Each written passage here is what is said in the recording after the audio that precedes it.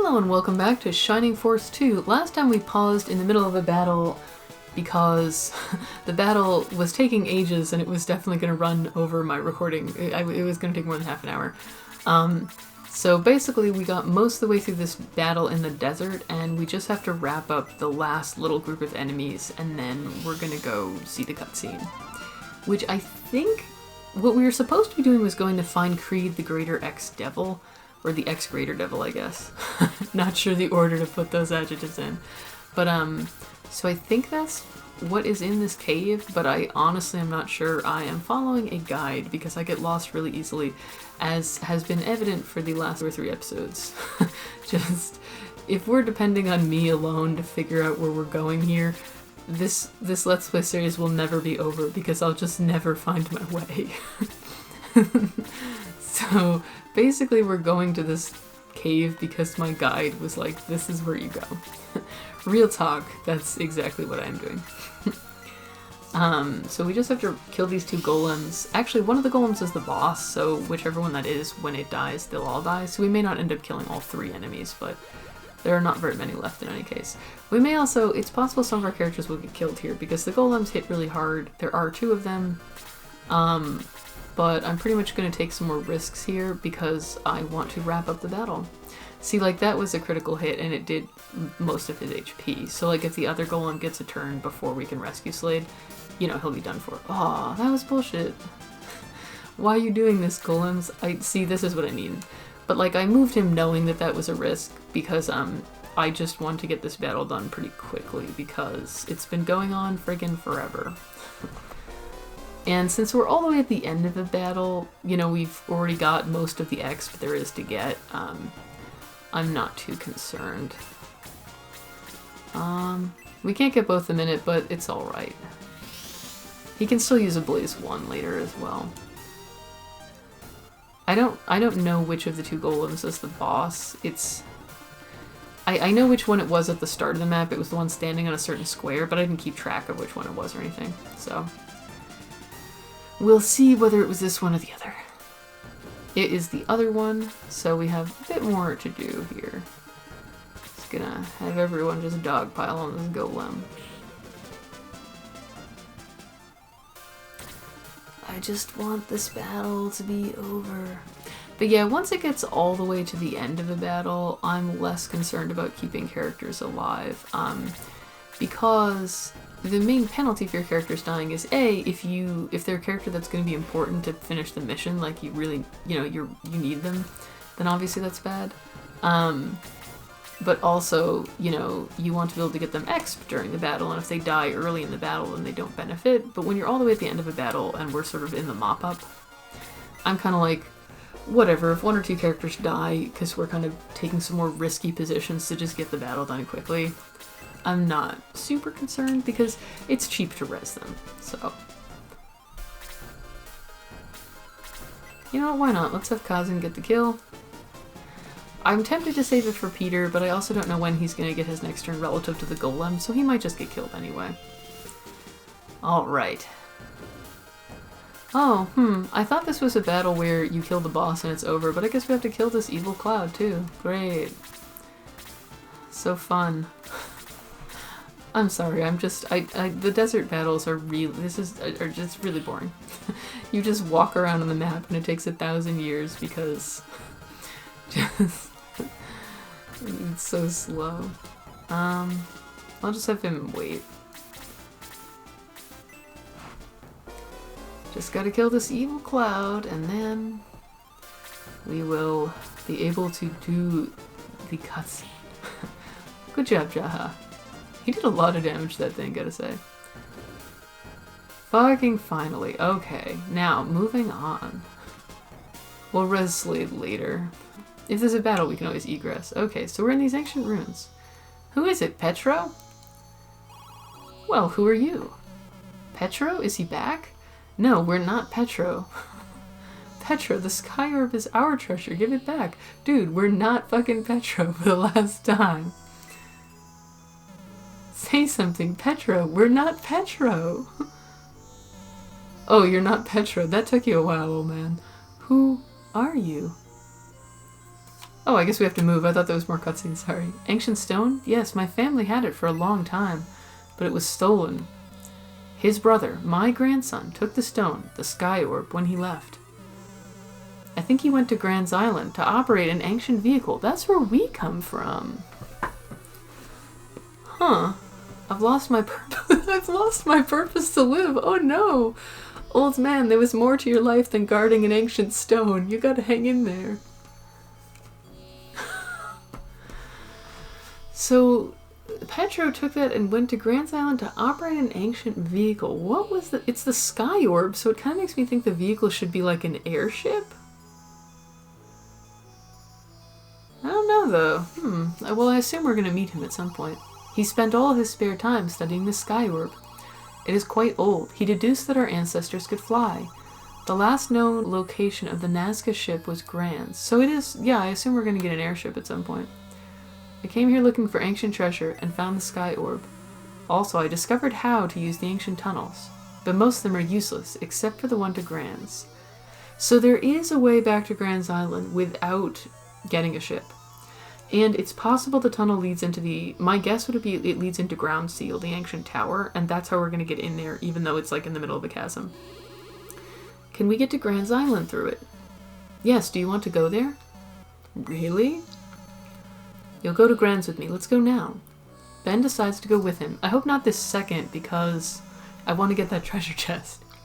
All I want is the Sky Orb. Just help me get that, and then you can leave. How do we get that chest? Steel sword, huh? Now, is this usable, or is this a promotion-only item? Let's take a peek.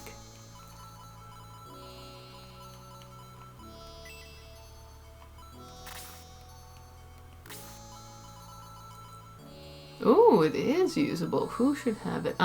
Luke's attack is lower, so I'm gonna give it to him. Make him a little more powerful. Now he's up to 36 attack. Very nice. That was a good treasure, gotta say. Do you have anything new to say? No, you do not. Alright, now I am gonna check my guide because I actually am very confused as to why this is the next thing we did.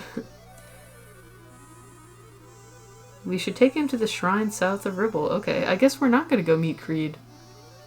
Apparently.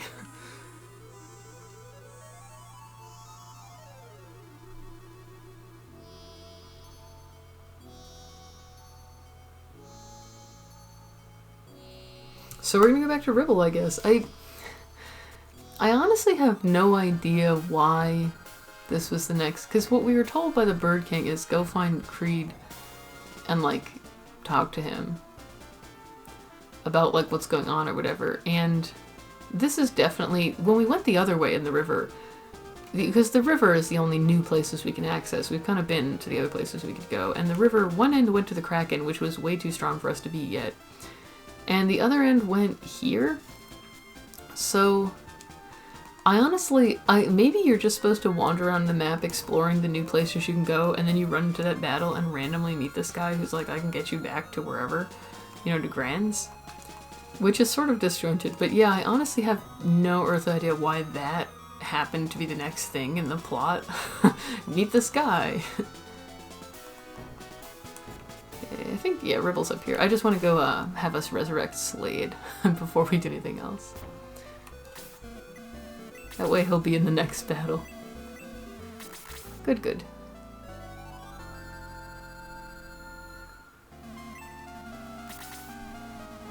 And it's only been like 10 minutes, so let's do this. So it says to go to the shrine. Is that... No, this is... Yeah, this is the tunnel back to here. So I think the shrine is the one further south.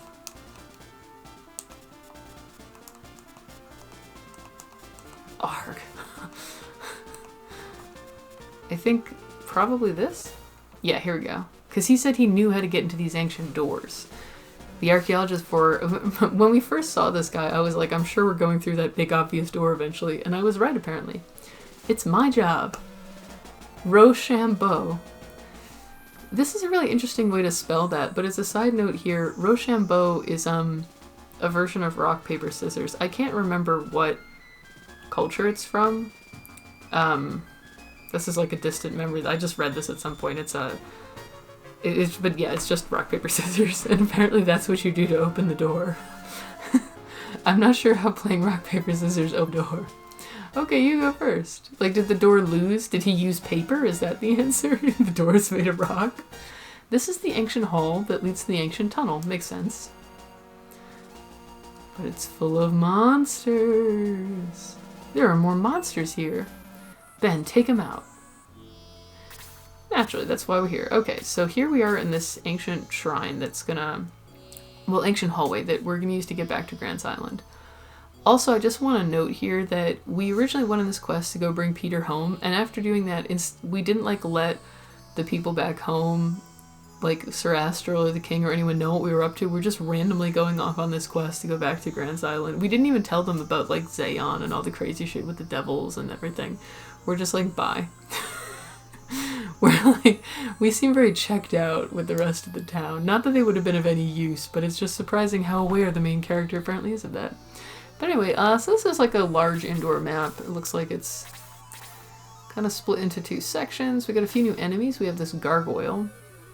Look like pretty tough man. I would imagine that they probably also can cause status effects. That's my guess. That seems likely. Master mages. Does anything have anything they can drop? Let me see. Looks like no. Some treasure here we'll be able to get after the battle though, so that'll be nice. And the new enemy, the arrow launcher, which I guess is sort of like the cannons and stuff from the first game, but more like a ballista. Can't move very far, but it's got a good attack range, so that's going to be a little bit annoying to fight. And I'm assuming that we'll go through this door to get to the tunnel or whatever. So, I guess for now let's just go forward. Because I think we'll like go up onto this platform and then maybe we can kind of sweep around. I could split the party in half as well, but I don't think we really need to go that much to the right. I'm sure the enemies will come over all by themselves. Oh, it's nice to be on a map that doesn't have quite as much movement penalties. It still has some. You can see that it says land effect 15%, so it's not nothing, but it's not 30%. Sure, let's start attacking the golem. May got to do hardly anything in the last battle, so hopefully she can be a little more useful now that we're not in the desert. Friggin' desert.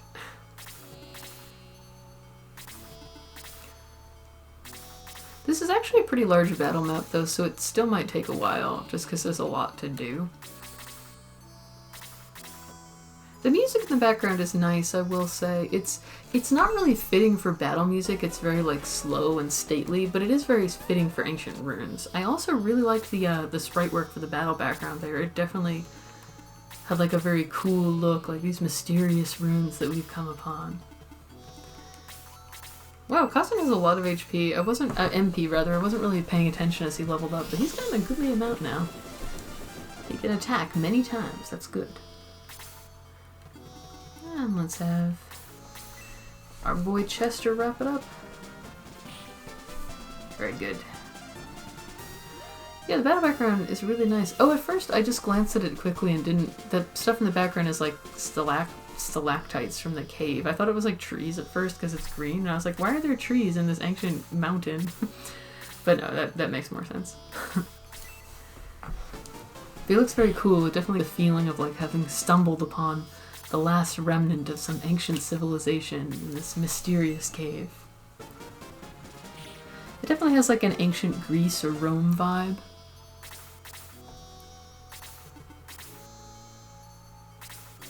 I don't know why there's all these monsters in here in this place that like is sealed off. I don't know how they got here. Maybe they came from Grans Island? It's especially weird that there's like something like an arrow launcher, which seems like it should be more modern. It's like built by people.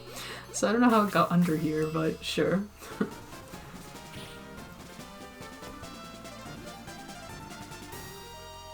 My party's starting to get a little uneven in level.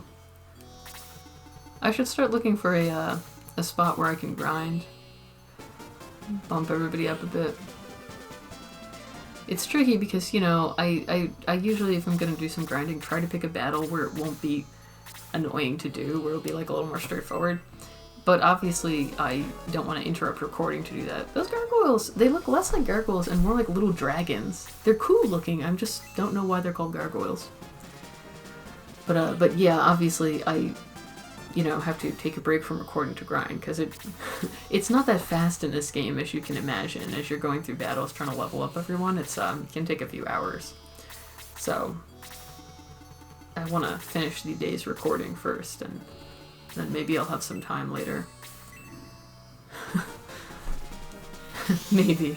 This is, much like the last game, grinding may get delayed for quite a long time just because I don't have the time to do it. I have like other things I have to do. Because it is a fair investment of time. Hopefully it'll get done though, and because I don't want the party, you know, I don't want like my party members to get like super distinct in level, because some are like level 17 and a couple people are lagging a little, so I'm gonna try and keep them relatively even. We could also, like, we've definitely moved into a very tough new area because some of these enemies hit super hard. That gargoyle, for example, is just like shredding us. You know, when you're doing it, and he looks like he'll take like 2 or 3 hits to kill. So, you know, depending on how many turns he gets, in that time. And these are some of our hardest hitting characters that I'm attacking him with. So the gargoyle is pretty tough.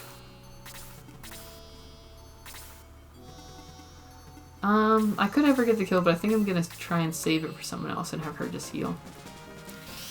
She can get X reliably from healing, and the thing is, even when I'm grinding or whatever, you know, every battle she's in, she'll be getting consistent experience, so I'm not as concerned about trying to feed her kills. I'm really hoping maybe we can feed that to Kiwi, but, you know, it depends on the timing. Oh, hopefully this will work. Don't touch, don't touch. Good job, Kiwi. Maybe one day you'll be useful. Not holding out hope, but you never know. I'm gonna have him not charge right into that golem because he will definitely die. He's a little... Luke is a little fragile. He doesn't have very good defenses. That's kind of like the birds in the first game, honestly, where they were really fast, but it didn't take many hits to kill. I'm probably gonna use Luke the entire game though. I really like using flying units. They're so useful. Especially like, look here, all these walls and pillars and staircases and things. The flying units can just move around with impunity. So it's so handy.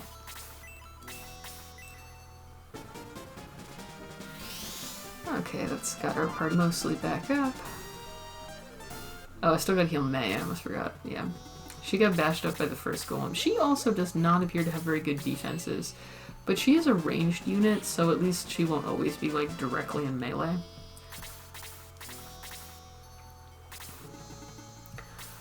We're getting up on 20 minutes, but I think we might be able to wrap this up because, I think once we kill... This guy's the boss. I think once we kill him, the level will be done, so I think we'll be able to do it. I will probably still have to pause the video and break it up because we're obviously not going to a town after this. We're gonna, like, have another cutscene to go through the tunnel or whatever, and I imagine... I didn't actually look ahead in my guide, but my guess is there's another battle on the other side of that. This is so weird. This pillar, in theory, this pillar here is standing straight up, right? It's supporting the ceiling, so we should be able to move behind it, but apparently we can't. Because perspective doesn't work that way. Well, in theory, I guess... Oh, he can move behind it, though, fly over it. Well, maybe the idea is that there's supposed to be rubble behind it where we can't see. That still cracks me up, though. It's... And you can see that Lucas, like, his sprite is behind it, like, so it's doing the occlusion correctly, but still... When we moved the sprite, he was on top of it. So I think that pillar just is not passable. The tile set can't handle it. That's funny. Oh, it does make this a bit of a bottleneck, though. Blah. Well, the healer, I guess. It's gonna take ages before we promote anybody, I gotta say. It's like, oh man, this is taking a really long time. And like, you know, to be fair, we're not even halfway through the game, and you know, you kind of expect that if you're going at the normal pace, you'd expect maybe to promote like halfway, 2/3 into the game. So it's not like we're off schedule or anything. See, the thing is, the game, I think this game is 40 chapters, and the first game had like 20 something. So it feels slow to me, mostly because I'm like, in the first game I was already like halfway through, because it was so short.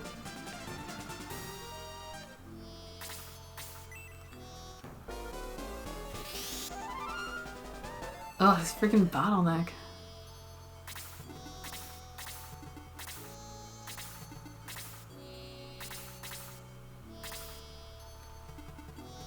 Well, I'll have him go over here because he can't...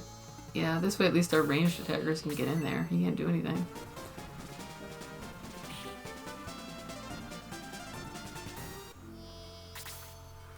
You can't do anything? Aw, oh, man. Oh, good. Kazen's turn. Good. I was waiting for him to get his turn so we can blaze 2 on these guys.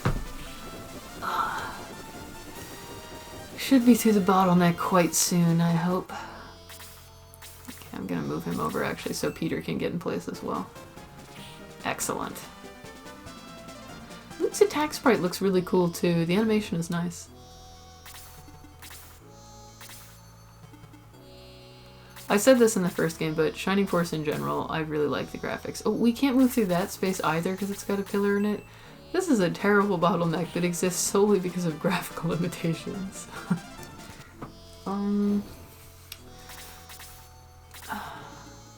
Oh man, my guys were not in a great position here. But like, because of the bottleneck, we kind of had to be all crunched up, you know, it's like, what could you do, right? Urgh, that destroyed us. Did so much freaking damage. Who's hit worst? Can use heal 2 on someone. I guess Kazen's the only one we can reach. This freaking bottle, and now the mage is in the bottleneck.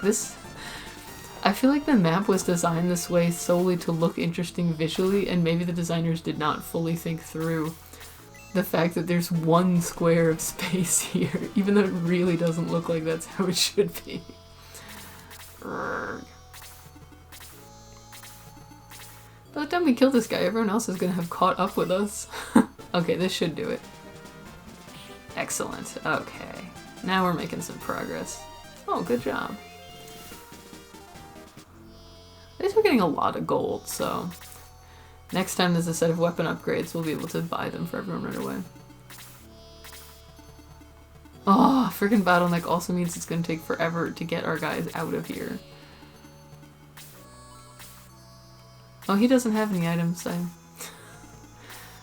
think quite a few of them don't. I have not been keeping track of the items very well.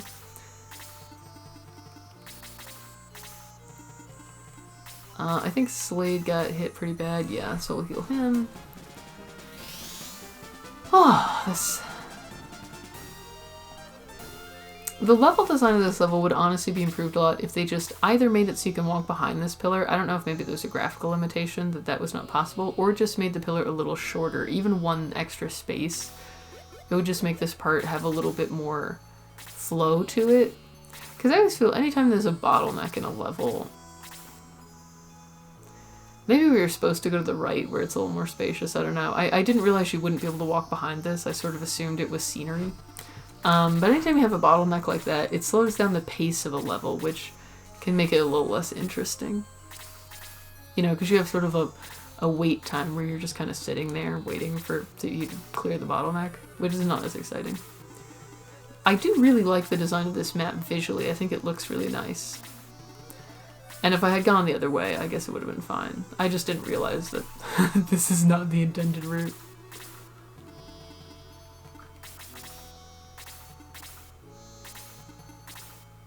I like how now all the monsters on the bottom are just lined up in a row. It looks so silly.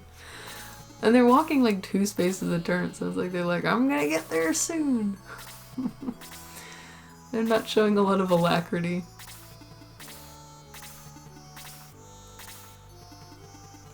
guess we just gotta dive right in. We may lose some people at the end here too, because, you know, we have 3 tough enemies all together, and, you know, we gotta dive in and start attacking sometime, right? So, we're gonna have some guys at risk. I really hope this is a level where killing the boss kills everything, because I don't want to go back and kill all the other stuff. It's gonna take ages. Just because we'll have to walk all the way back around. I'm gonna have Slade jump in and start attacking the boss, just so we can start moving on that.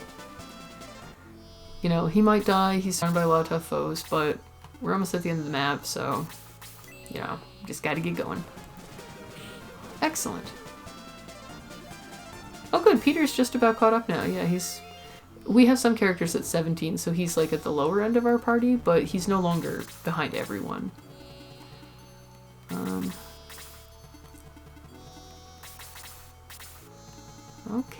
Okay, we're almost in range to have our other dudes start attacking. Ooh, this is bad because I think arrows hit flying characters for more. Yeah, that did a lot. He's okay though. And again, it is the end of the map, and he's already gotten like 2 levels this map, so it's not that bad.